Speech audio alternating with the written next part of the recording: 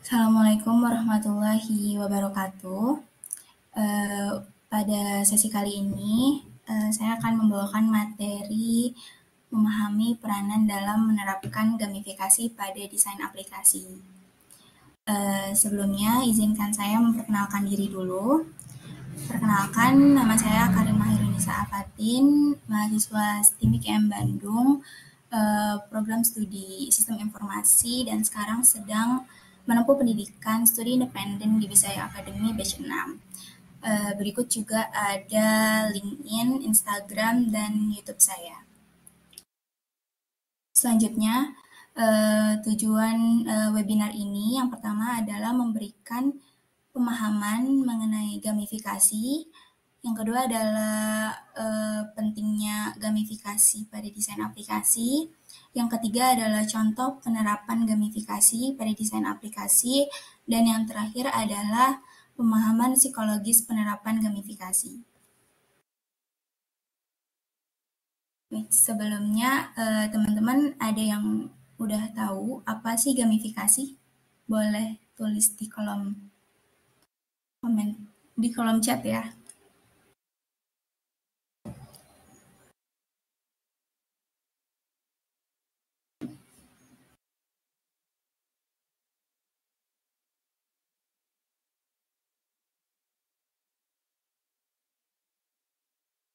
Atau misalnya teman-teman pernah dengar gamifikasi itu apa gitu.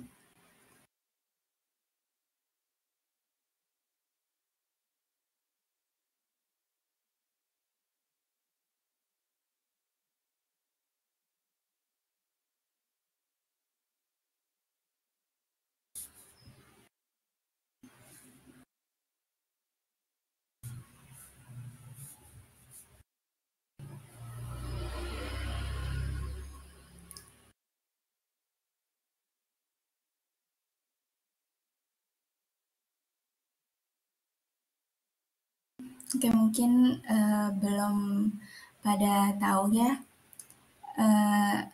Nah, jadi di sini gamifikasi itu adalah suatu pendekatan yang mengaplikasikan elemen-elemen desain game ke dalam konteks non-game atau kegiatan yang bukan permainan. Jadi elemen-elemen desain game di sini adalah seperti aturan-aturan, challenge atau pemberian reward dan lain sebagainya. Tapi dalam konteks gamifikasi ini tentunya berbeda dengan permainan karena biasanya permainan kan lebih berfokus pada hiburan atau kompetisi ya, sedangkan gamifikasi ini bertujuan untuk meningkatkan motivasi, keterlibatan, serta partisipasi dalam suatu aktivitas non permainan dengan memakai elemen desain permainan. Seperti itu. Selanjutnya ada peran penting gamifikasi. Yang pertama adalah meningkatkan keterlibatan pengguna. Jadi salah satu peran gamifikasi ini adalah meningkatkan keterlibatan pengguna terhadap suatu aplikasi gitu. Dengan cara menambahkan elemen-elemen permainan seperti challenge, poin atau misalnya tingkatan level seperti itu. Jadi dengan adanya elemen-elemen permainan tersebut, pengguna menjadi lebih tertarik gitu menggunakan aplikasi tersebut. Jadi pengguna akan terus merasa bahwa aplikasi ini bermanfaat untuk pengguna. Contohnya adalah misalnya sebuah aplikasi perjalanan. Mungkin teman-teman juga tahu ya, aplikasi Traveloka.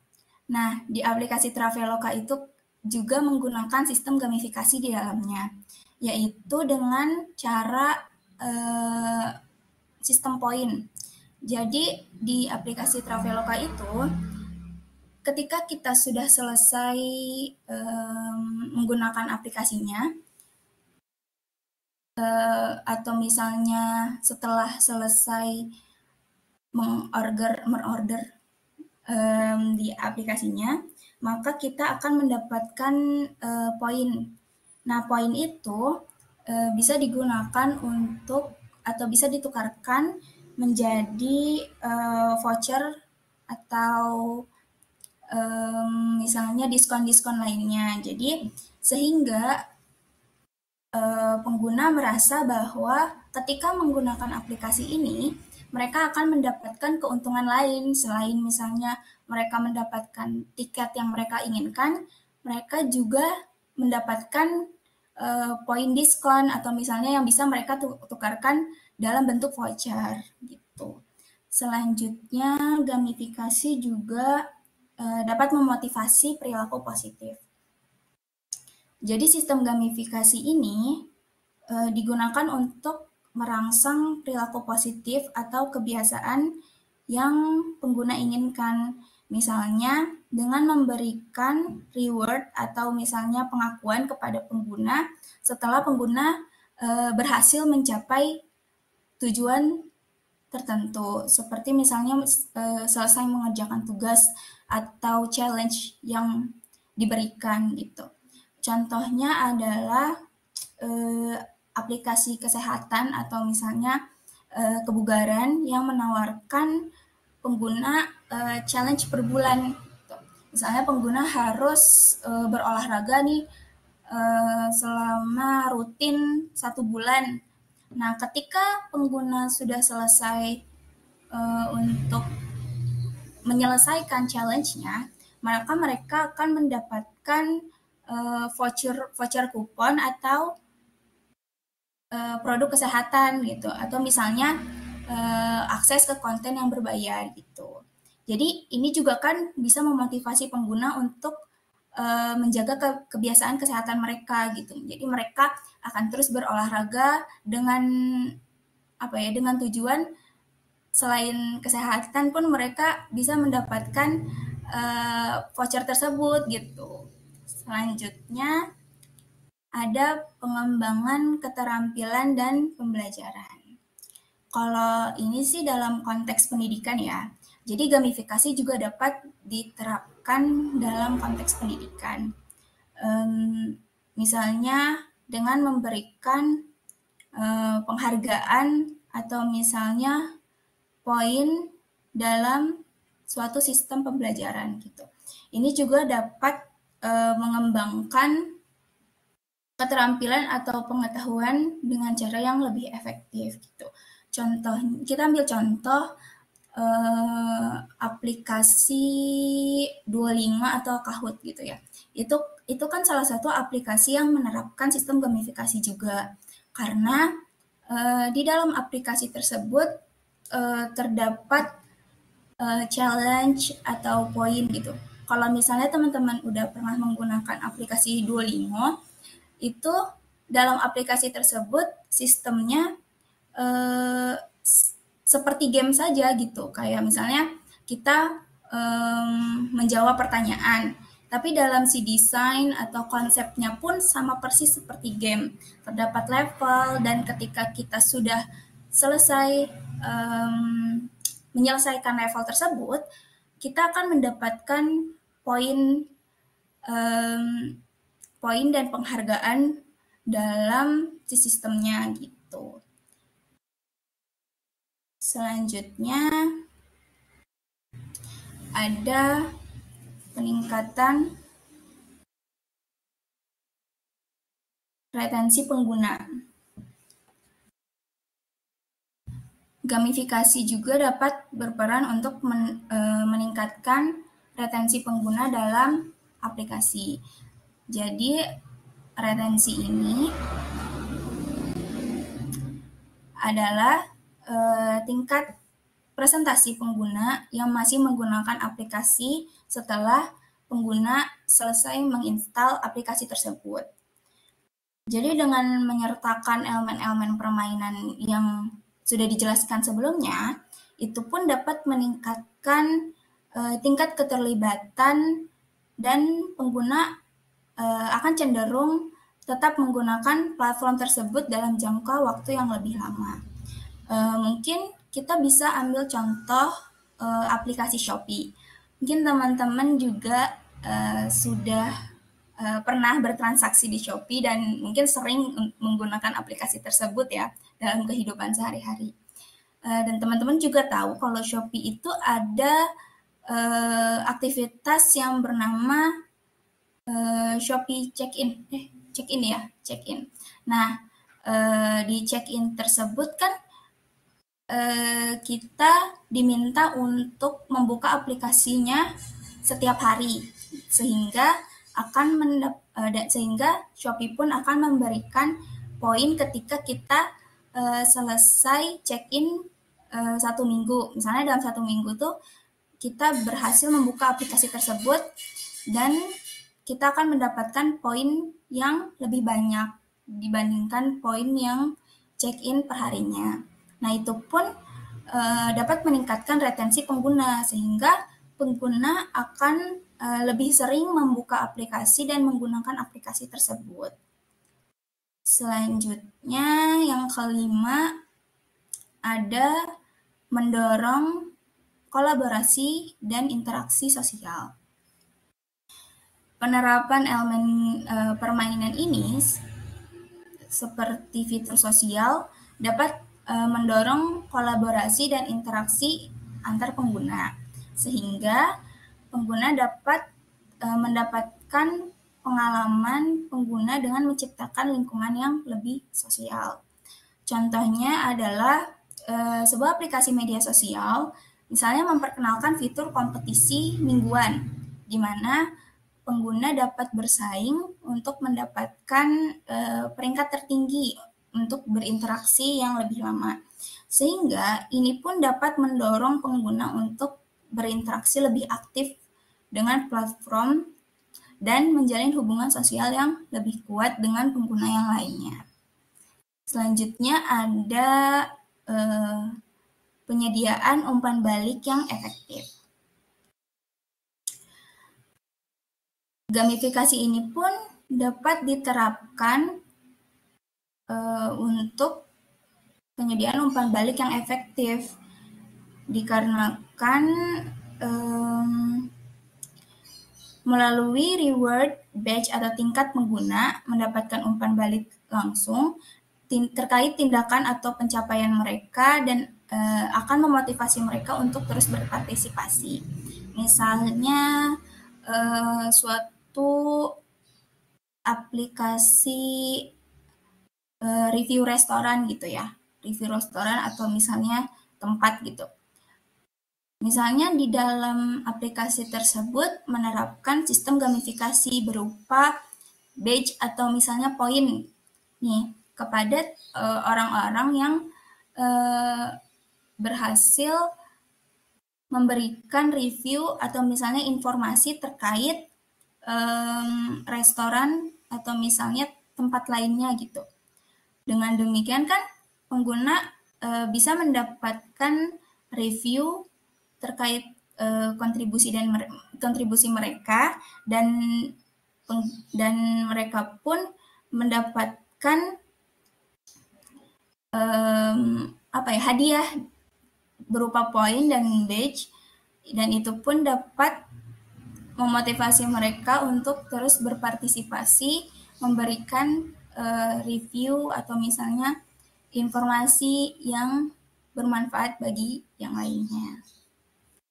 Mungkin sampai sini, apakah ada yang ingin ditanyakan? Atau misalnya terlalu cepat gitu ngejelasinnya?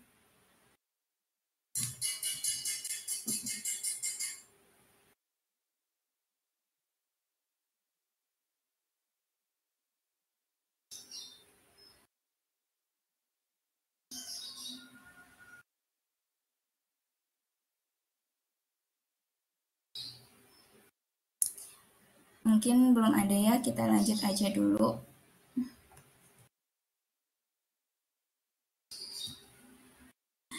Selanjutnya ada psikologis di balik gamifikasi. Dalam mendesain suatu aplikasi pun, kita tidak bisa asal-asalan gitu. Misalnya kayak kita nggak memperhatikan dari sisi penggunanya seperti apa.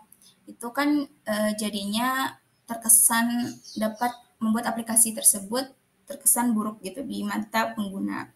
Makanya dalam desain aplikasi ini, memahami psikologis pengguna adalah suatu kunci untuk menciptakan pengalaman yang memuaskan dan memikat. Dan dalam konteks gamifikasi ini terdapat dua aspek psikologis yang penting gitu. Yang pertama adalah peran tekanan dan tantangan dalam pengalaman pengguna. Tekanan dan tantangan ini pun merupakan elemen kunci dalam suatu sistem gamifikasi karena dapat memicu keterlibatan dalam suatu aplikasi. Tekanan yang sesuai pun dapat membantu pengguna merasa tertarik untuk mencapai tujuan mereka gitu. Tantangan yang dirancang dengan baik dapat memberikan tingkat kesulitan yang sesuai dengan kemampuan pengguna, sehingga dapat mendorong mereka untuk tetap terlibat dan berusaha untuk mencapai tujuan mereka. Maka dari itu, ketika pengguna merasa ada tekanan yang seimbang dan tantangan yang menarik, maka pengguna akan terus menggunakan aplikasi tersebut. Gitu. Selanjutnya ada pengaruh emosi dalam pengambilan keputusan. Emosi ini pun memainkan peran yang cukup pentingnya dalam suatu aplikasi gitu dan dalam pengambilan keputusan pengguna. Sehingga pengguna dapat mengambil keputusan menggunakan atau meninggalkan suatu aplikasi yang sering dipengaruhi oleh perasaan yang timbul saat menggunakan aplikasi tersebut. Jadi ketika misalnya suatu desain aplikasi itu memicu misalnya kegembiraan atau misalnya kayak perasaan tertarik atau antusiasme atau misalnya kebanggaan nih di diri si pengguna ini pun jadi dapat memicu keterlibatan pengguna yang lebih tinggi gitu. Sedangkan sebaliknya, emosi negatif misalnya seperti frustasi atau misalnya bosen nih menggunakan aplikasi ini, maka itu pun akan mengurangi minat pengguna terhadap penggunaan aplikasi tersebut gitu. Nah, dengan memahami pengaruh emosi pada perilaku pengguna ini, jadi desainer pun dapat merancang aplikasi yang isinya membangkitkan emosi positif dan seperti kegembiraan atau misalnya kayak antusiasme dan kebanggaan untuk mengurangi kemungkinan pengalaman negatif yang dialami oleh pengguna. Gitu. Selanjutnya ada studi kasus. Mungkin teman-teman pada tahu ya aplikasi Shopee dan sering menggunakannya. Dan ini pun adalah suatu aplikasi yang menerapkan sistem gamifikasi di dalamnya gitu. Sistem gamifikasi yang diterapkan oleh Shopee ini adalah strategi untuk meningkatkan keterlibatan dan interaksi pengguna melalui elemen-elemen permainan yang menyenangkan dan interaktif gitu. Elemen-elemennya ada 4. Yang pertama ada poin dan reward. Yang kedua ada level dan tingkat kepemilikan. Yang ketiga ada tantangan dan misi. Yang keempat ada level dan tingkat kepemilikan. Untuk yang poin dan reward, Shopee ini menggunakan sistem poin yang dapat dikumpulkan oleh pengguna saat selesai melakukan berbagai aktivitas di platform. Jadi kalau misalnya di aplikasi Shopee kan hampir semuanya ya, hampir semua aktivitas gitu. Misalnya dari kita berbelanja atau misalnya kita menyelesaikan Shopee game atau misalnya kita check-in per hari, itu kan kita dapat mendapatkan poin dan mendapatkan reward gitu dari si Shopee-nya. Nah, ini pun poin tersebut pun dapat ditukarkan dengan berbagai hadiah atau misalnya diskon dan hal ini pun dapat memberikan kesan baik gitu loh ke penggunanya, sehingga pengguna dapat termotivasi untuk terus aktif menggunakan aplikasi tersebut gitu, dengan tujuan untuk mendapatkan poin dan mendapatkan reward gitu. Yang kedua, ada level dan tingkat kepemilikan.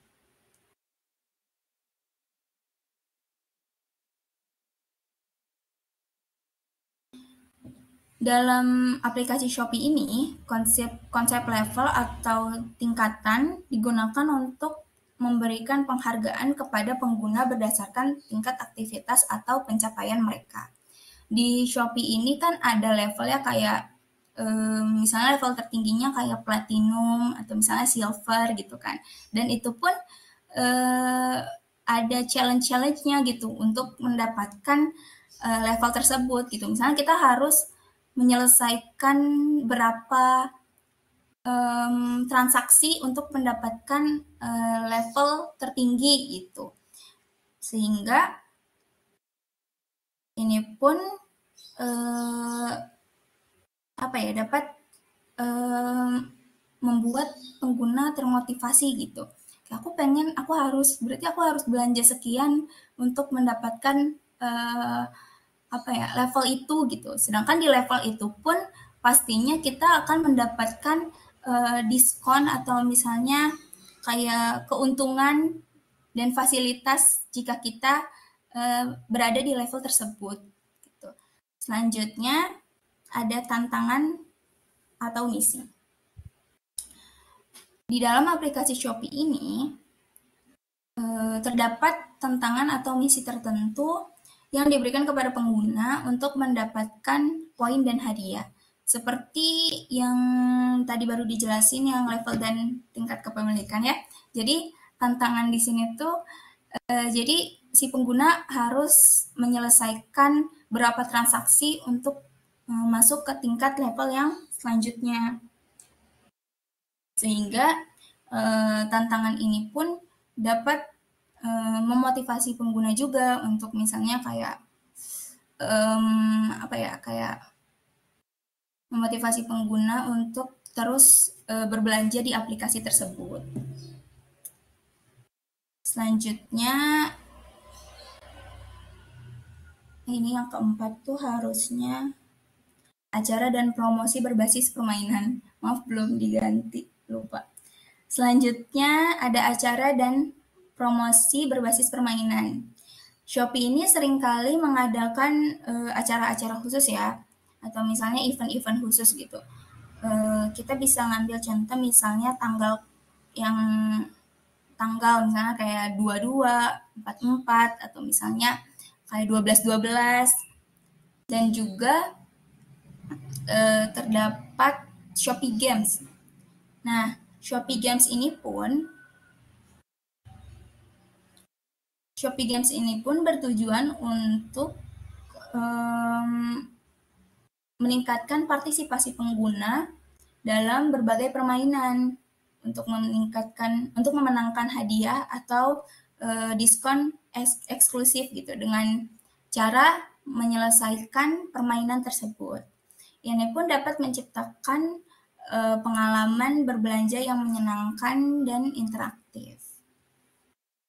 Gitu. Oke, kesimpulannya adalah gamifikasi ini merupakan peranan paling penting dalam suatu desain aplikasi. Jadi bukan hanya menambahkan elemen permainan ke dalam suatu aplikasi, tetapi gamifikasi ini pun harus memahami psikologi pengguna dan memotivasi mereka untuk berinteraksi lebih banyak dengan aplikasi. Selanjutnya, ada yang ingin ditanyakan?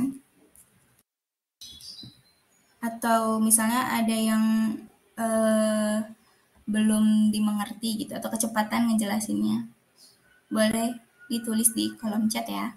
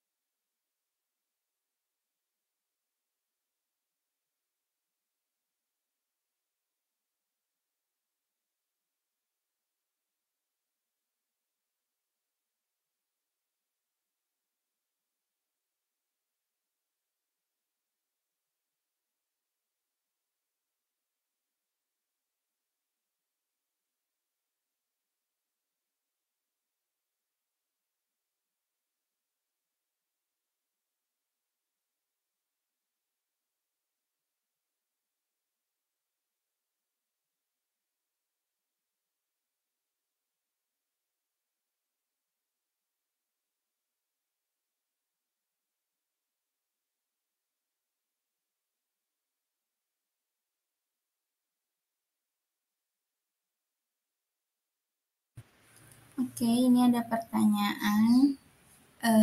Mohon izin Kak, tadi kan berbicara mengenai Shopee ya. Aku ingin bertanya, apakah ada tantangan atau resiko yang dihadapi Shopee dalam menerapkan gamifikasi dan bagaimana mereka mengatasi hal tersebut? Menurut aku pasti bakal ada aja ya tantangan di dalam apa ya, dalam aplikasi Shopee gitu sih. Dan mereka mengatasinya dengan cara menguji sistem gamifikasinya secara teratur dan merespon review-review pengguna terhadap aplikasi tersebut gitu. Apakah sudah cukup dimengerti?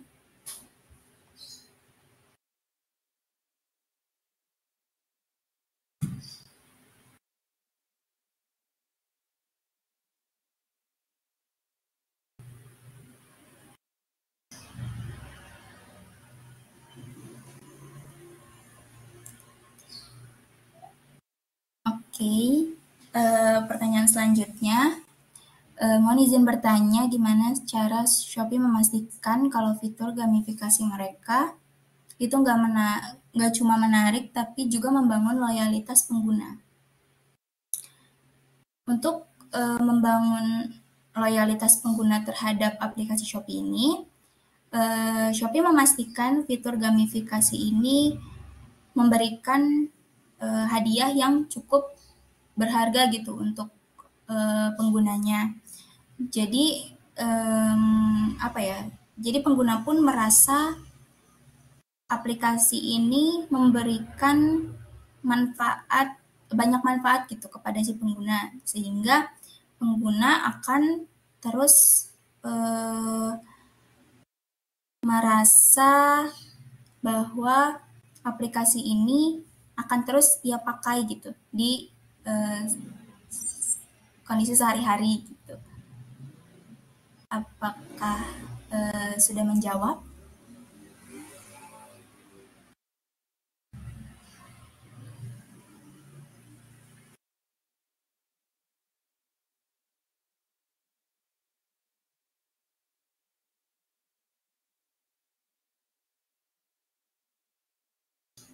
Baik, sama-sama.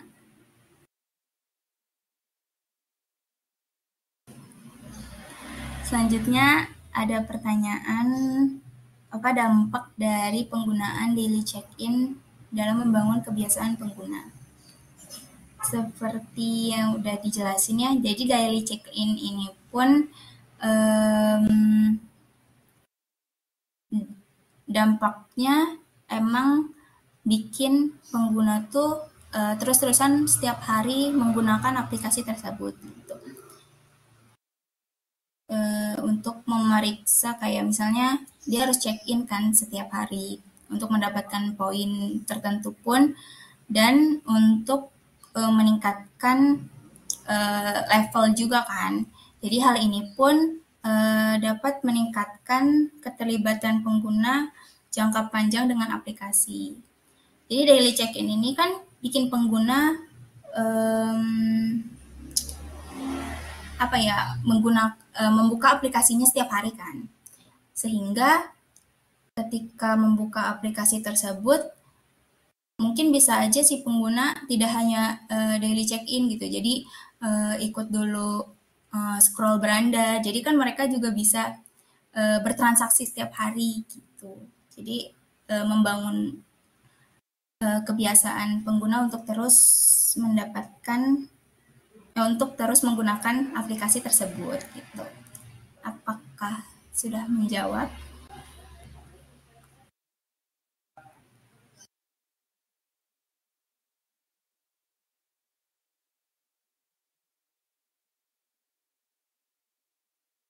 Oke, sama-sama.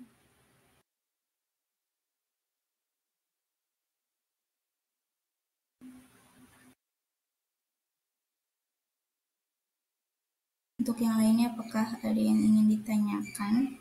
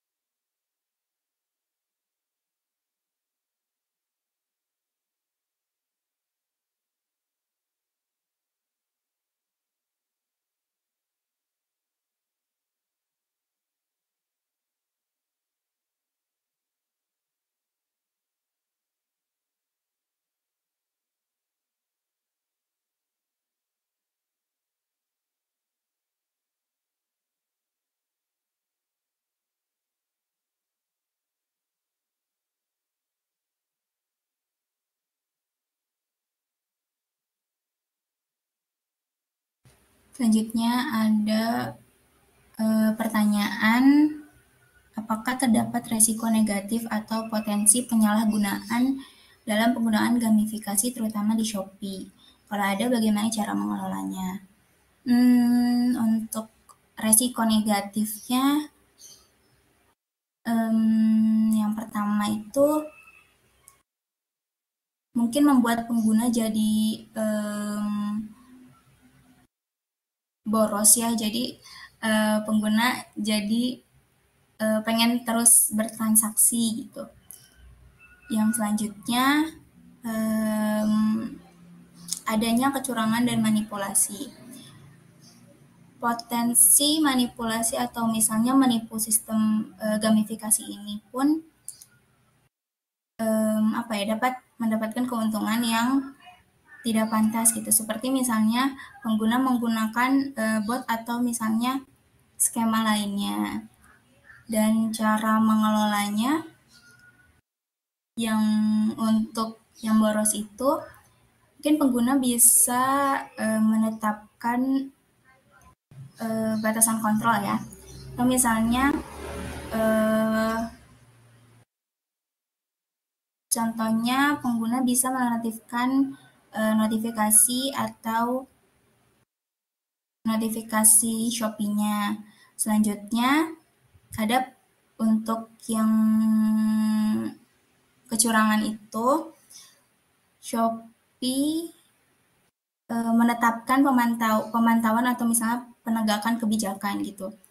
Jadi Shopee ini memantau aktivitas pengguna secara aktif dan mendeteksi potensi penyalahgunaan atau misalnya kecurangan dan memberlakukan kebijakan yang ketat terhadap pelanggaran yang mereka lakukan. Mungkin segitu sih. Apakah sudah cukup menjawab?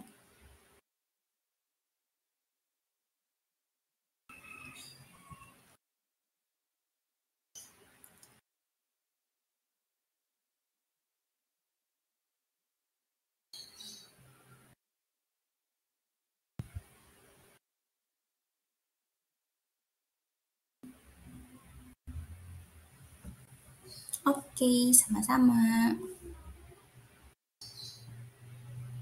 Selanjutnya, apakah ada yang ingin ditanyakan lagi?